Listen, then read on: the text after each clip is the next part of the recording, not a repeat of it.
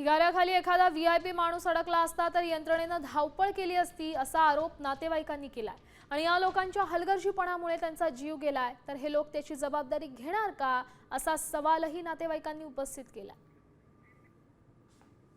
Camera फिरून बघा तिथे 4 माणसं आहेत तुमचा तो आहे ना काम करत त्याला ते जवळ तुम्ही ते करता इकडे धडधड धडधड होतंय आमचं माहिती आहे का तुम्हाला एकदम सहानुभूती आम्हाला तुमच्यासोबत खरं सांगतो आमचा पण प्रयास हाच असतो की कंट्रोल करते पण तुमचं काय समाचार संपला नाही। बस करा प्लीज, हे बंद करा, तुम्ही ते चालू करा। चालू आहे ताई ताई चालू आहे यांना सांगा ताईंना की काम चालू आहे तिथे आहे ती थेट जाऊयात मोशेत, त्या ठिकाणी आमचे प्रतिनिधी गोपाळ मोटघरे उपस्थित आहेत, त्यांच्याकडून अधिकची माहिती जाणून घेऊयात।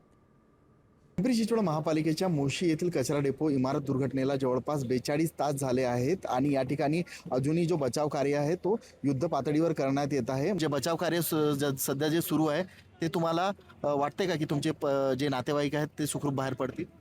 वाटतंय, आम्हाला मनातून वाटते। त्यांनी खरं तर पहिल्या दिवसापासून प्रयत्न करायला पाहिजे होते, काहीच प्रयत्न केले नाहीत लोकांनी, नुसते तेवढे 5-6 जण बाहेर काढले। त्यांना वाटतंय मोठं काम झालं, त्यांचं एखादं VIP माणूस असतं ना खरंच आतमध्ये बसलेलं तर रिझल्ट लगेच असा दिसून आला असता। आम्ही गरीब आहोत ना, आमची किंमत नसते ह्या लोकांना। कुठं ते कंपनीवाले एक माणूस दिसत नाही, या कंपनीवाला की बोलायला येत नाही की बघू हे करू।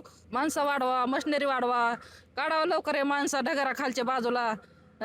हे मशिनरी वाढविण्यात काय व्हायना, रात्र दिवस समज आज 3रा दिवस निघलाय तरी लोकांचा अजून तपासच नाही। असा शहरातील प्रतिनिधी कुणी आलंच नाहीये, कुणी बघत पण नाही की काढावं आपण माणसं काढावं, काहीतरी मशिनरी वाढवावं तर काढून घ्यावं लवकर। आमची 3 दिवस झालं माणसं इथं दबून येतं, त्यांना कळायला पाहिजे, त्यांना झोपा कशा त्यात काय माहिती, त्यांना गरीबाचं काही जाणीवच नाहीये। गोपाळ मोटघरे, साम टीव्ही न्यूज, पिंपरी चिंचवड।